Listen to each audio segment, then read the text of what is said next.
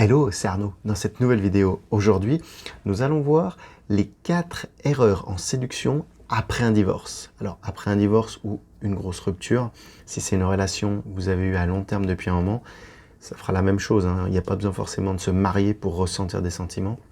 Donc, ça va être 4 erreurs en séduction après un divorce ou une grosse rupture. Tout d'abord, n'hésite pas à t'abonner si tu n'es pas abonné à la chaîne YouTube. Également, mettre des commentaires à propos de ces erreurs, si toi-même tu les as déjà faites ou peut-être si tu en as fait d'autres. Et enfin, n'hésite pas à partager cette vidéo si elle peut aider quelqu'un dans ton entourage.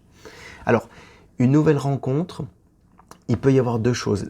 Après un divorce, une nouvelle rencontre, elle peut être autant totalement formidable, je vais y arriver, formidable, ou totalement destructrice. Ça dépend comment tu envisages les choses et comment tu veux vraiment les réussir au niveau état d'esprit. Pourquoi? Parce que il va y avoir 4 erreurs qu'on va voir dans cette vidéo qui peuvent vraiment influencer tes réactions, tes actions et tes réactions. La première erreur, ça va être en fait de ne pas vouloir refaire des rencontres. Tu viens de sortir d'une grosse relation, tu ne veux pas refaire des rencontres, tu n'as pas la tête à ça. Ok, ça peut se comprendre. Mais pourquoi c'est une erreur? Parce que si tu laisses trop de temps à ne pas vouloir faire de rencontres, les choses ne vont pas changer automatiquement. Alors oui, je comprends. Il peut y avoir plusieurs craintes par rapport à ne pas faire de nouvelles rencontres. Il peut y avoir tout simplement déjà une peur de ne pas réussir, et puis simplement aussi pas l'envie de se remettre tout de suite dedans. Alors, pas l'envie, je peux l'entendre. Ça dépend après comment on amène les choses et comment on va justement faire des nouvelles rencontres. Et après, au niveau peur, ça, il faudra qu'on en discute ensemble pour comprendre pourquoi tu as ces peurs. Parce que automatiquement, il y a des petites choses qui sont cachées. Ta petite voix intérieure peut te lancer inconsciemment des défis ou te poser des problèmes.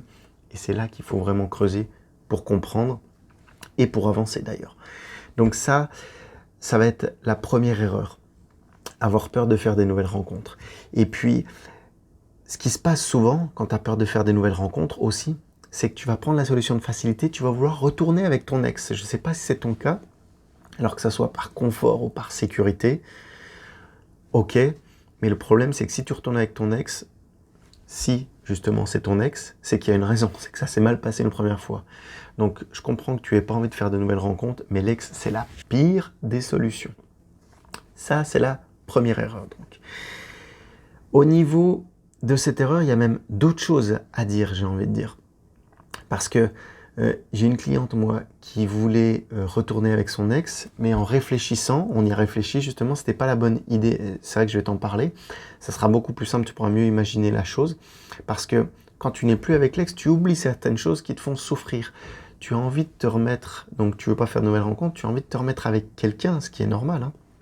Donc tu vas repenser vraiment au côté positif. Que ça soit, là en l'occurrence dans son cas, c'était les voyages, les vacances, les jeux avec les enfants, les bons moments en famille. Sauf que tu oublies automatiquement tout ce qui a été harcèlement, les remarques, les disputes, que ça soit à propos de ton poids ou des actions ou de choses que tu as mal faites, des reproches. Ça, tu oublies tout ce côté négatif. C'est humain, donc c'est normal. Mais ça, après, tu y repenses. Et c'est un petit peu, on pourrait dire, un peu comme une... bon là c'est côté femme, mais c'est comme si un homme avec les sirènes, c'est un peu la même histoire.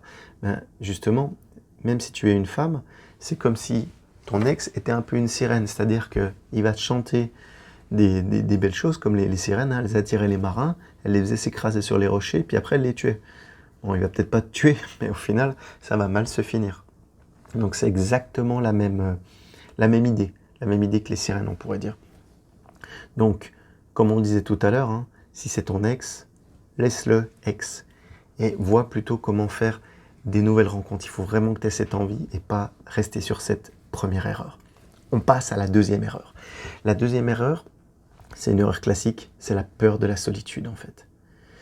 Tu as peur, après donc cette grosse rupture ou ce divorce, d'être seul. Qu'est-ce que tu vas faire si tu as peur d'être seul? Tu vas faire plusieurs choses.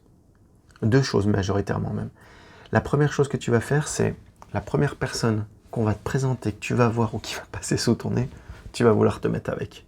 Ça, c'est le plan de secours, c'est pas bon. Ça arrive souvent, plus souvent qu'on le pense. Ça aussi, c'est un peu une question de confort, de sécurité, mais tu files sur la première personne que tu vois. Ça sent mauvais. La deuxième chose, c'est que souvent, les femmes, enfin pas souvent les femmes, souvent les personnes, peut-être un peu plus les femmes quand même, quand elles ne sont pas à l'origine du divorce, elles attendent d'avoir quelqu'un sous le coude, j'ai envie de dire, ça arrive aussi chez les hommes d'ailleurs, au final, mais d'avoir quelqu'un, une échappatoire, une roue de secours, on pourrait dire, avant vraiment de repartir pour une rencontre. Parce que tu as peur d'être seul, donc tu ne vas pas être à l'initiative de cette rupture. Donc les deux choses que tu peux faire, c'est soit tailler sur une première personne, ou soit pas oser passer à l'action et rester malheureuse. Donc ça, c'est très, très dommage. Et il peut y avoir aussi, je me suis noté quelque chose de très important dont on ne parle pas assez souvent, un problème qui est caché par rapport à cette peur de cette solitude, c'est un problème financier. Financier, là encore sur deux axes. Le premier, par rapport à toi personnellement, tu as peur d'être dans le besoin, pas pouvoir subvenir à tes besoins financièrement parlant. C'est la première des choses, mais c'est pas la pire. La pire, c'est que si tu recherches un homme ou quelqu'un avec de l'argent, parce que financièrement, tu n'es pas, sans être libre, mais tu n'es pas à l'aise. Voilà, j'ai envie de dire, je trouvais pas mon mot. Tu n'arrives pas à être à l'aise, et ben automatiquement, tu vas chercher un homme riche. Et ça, c'est pas des bonnes relations, parce que c'est une décision qui va être actée sur de la peur, et à chaque fois qu'on prend des décisions qui sont dans la peur, dans les moments de peur, automatiquement, il y a toujours des actions qu'on regrette. Enfin, ça fait toujours des actions qu'on regrette. Réfléchis bien, dis-moi, n'hésite pas à me dire justement dans les commentaires, lorsque tu as pris des actions dans la peur, quelles ont été les conséquences? Est-ce que ça s'est bien passé? Je serais super curieux parce que personnellement, moi, ça s'est jamais passé. Les gens autour de moi, ça s'est jamais passé non plus. C'est pour ça que je me permets de t'en parler, parce que c'est un truc qui résonne vraiment, pas que pour moi et pour tout le monde. Je serais curieux de savoir si ça résonne pour toi. Donc, tu peux avoir, par rapport à cette peur-là de la solitude, tu peux avoir 3 solutions. Qui est le problème financier ou pas, hein. 3 solutions. La première, te mettre en colocation. Pas forcément avec un mec, hein, ça peut être avec une autre femme ou une copine. Te mettre en colocation pour être sereine. Même si tu es seule, être sereine, et puis être sereine financièrement aussi, ça sera plus simple. Première des choses. La deuxième des choses, la deuxième solution, n'hésite pas à prendre un deuxième emploi ou un revenu complémentaire pour te refaire un petit peu d'argent et automatiquement être plus sereine. Et la troisième solution, ça en découle un petit peu presque, je dirais, c'est économise. Si tu dépenses plus que l'argent qui rentre, et ben automatiquement tu vas être dans le besoin et le jour où tu vas être seul, tu vas être dans la panade, hein. Ça c'est forcé. Donc n'hésite pas à économiser.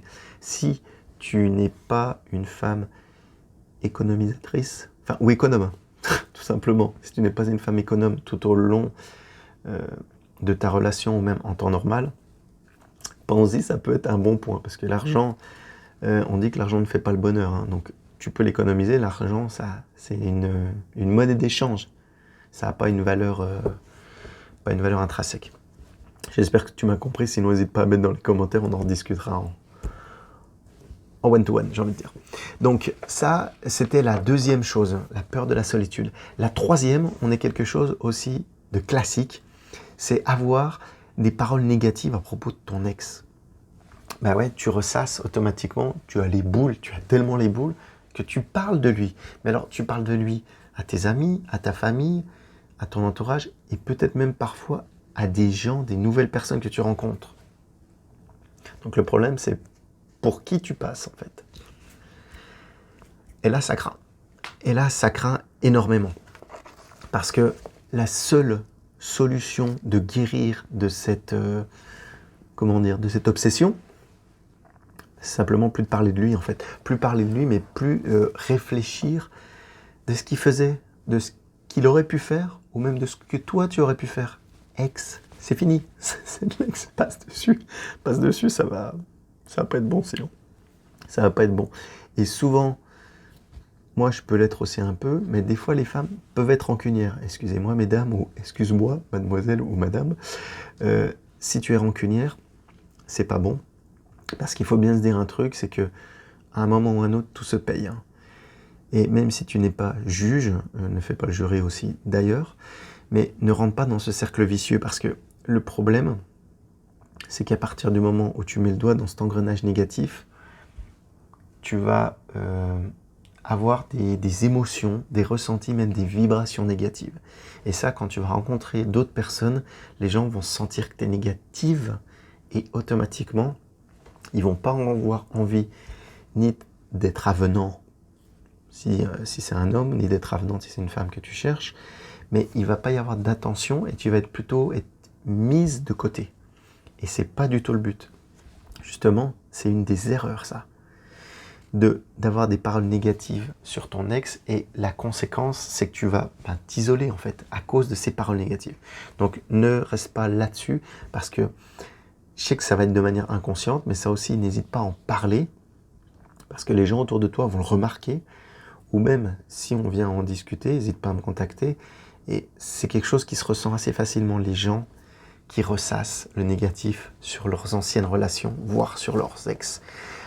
Comme je te disais un petit peu plus haut, à réfléchir ce que tu pourrais mieux faire, ce que tu n'as pas bien fait. Et c'est pas bon. À partir du moment où tu regardes le passé, tu restes dans le passé et tu peux pas te projeter vers l'avenir. Et ton présent, il est pourri. Hein. Donc, stop. Ne bloque plus, avance. La quatrième chose, ça va être plus particulier pour le mariage, mais pas que, pour les grosses relations aussi d'ailleurs, c'est tout de suite te remarier, ton mariage, donc tu as divorcé, ta rupture s'est faite tout de suite, retrouver quelqu'un tout de suite. Non, surtout pas. Faut pas être pressé. Pourquoi faut pas être pressé à ton avis? Pourquoi faut pas être pressé? Parce que tu vas t'amener des mauvaises choses. C'est-à-dire, il va y avoir plusieurs problèmes. Il faut accepter déjà que ça prenne du temps, mais c'est un travail qui va être long, parce que si tu es trop pressé, la personne en face de toi, tu vas pas la connaître. Et automatiquement, tu risques de te mettre, tu vas le remarquer peut-être souvent avec les mêmes personnes que ton ex, qui ressemblent à ton ex. C'est un peu le syndrome du père pour les filles et de la mère pour les fils. Donc voilà. Mais il faut pas retourner comme ça parce que si tu es trop pressé, ça va te bouffer. Et en fait, il vaut mieux que tu prennes le temps de faire des rencontres, de connaître des gens. Ça va t'amener des nouvelles connexions. Et ces nouvelles connexions, automatiquement, vont être un petit peu longues, mais au moins tu pourras mieux connaître la personne qui te conviendra. Alors, après un divorce ou une grosse rupture, qu'on soit clair, ça peut prendre des fois jusqu'à 1 an, qu'on soit d'accord. Donc, si tu veux accélérer ce temps, parce que cette souffrance, elle va pas disparaître comme ça, j'ai pas de baguette magique, moi, personnellement, dans les coachings. Donc, on creuse vraiment les problèmes pour mieux pas forcément les neutraliser, mais les mettre en valeur, les accepter et pouvoir passer au-delà. Je pense que tu me comprends jusqu'ici. Et il y a une chose qu'il faut bien comprendre, c'est que si tu es pressé, ou même tu précipites un mariage, tu veux tout de suite remettre les choses, oublier pour fuir ton passé, pour oublier, il va y avoir 2 choses qui vont mal se passer. La première, c'est que si tu connais pas l'autre, donc comme je te disais un petit peu plus haut, ça va pas matcher correctement. Peut-être que tu vas avoir, donc comme je te disais, une mauvaise personne ou quelqu'un qui peut ressembler à ton père ou à ta mère. Ça, c'est la première des choses. Mais la deuxième des choses, c'est s'il y a des enfants dans le couple.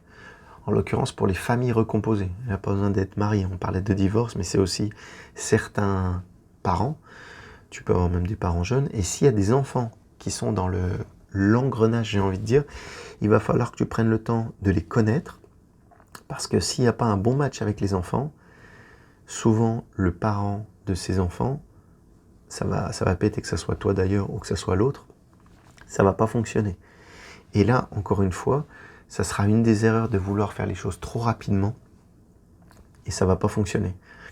Il y a un truc qu'il faut savoir qui est très important, c'est que 2/3 des mariages, 2/3, donc 2 mariages sur 3, ne fonctionnent pas automatiquement parce que les personnes n'ont pas pris le temps de connaître leur nouveau partenaire, leur deuxième, j'ai envie de dire, en cas de mariage ou de grosse relation, enfin de relation rapide après une grosse relation. Et c'est vraiment malheureux. 2 mariages sur 3 finissent à nouveau, enfin 2 tiers des deuxièmes mariages finissent à nouveau par un divorce ou une séparation. Autant dire que ça craint. Donc, pas de rapidité, c'est vraiment ce qu'il faut se dire. Et puis donc prendre le temps de connaître l'autre et de connaître les enfants et de pallier, mais tu m'as compris en tout cas.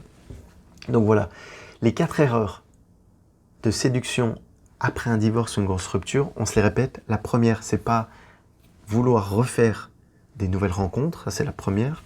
La deuxième, la peur de la solitude. Faut pas que tu aies peur d'être seul. C'est un chemin, ça on pourra en reparler. La troisième, c'est continuer à ressasser des paroles négatives sur ton ex. Et la quatrième, donc, c'est faire les choses rapidement, en l'occurrence se remarier rapidement ou se remettre rapidement avec quelqu'un pour oublier ta précédente relation, pour oublier rapidement. Parce que ça, c'est dans l'esprit. Mais au final, tu vas pas l'oublier rapidement parce que si la deuxième, comme je te le disais, elle se passe mal, tu vas te dire, punaise, toutes mes relations se passent mal, j'en peux plus, je suis au bout du rouleau, et tu vas couler. Donc voilà, j'espère que cette vidéo t'aura été utile. Comme je te disais, n'hésite pas à mettre des commentaires.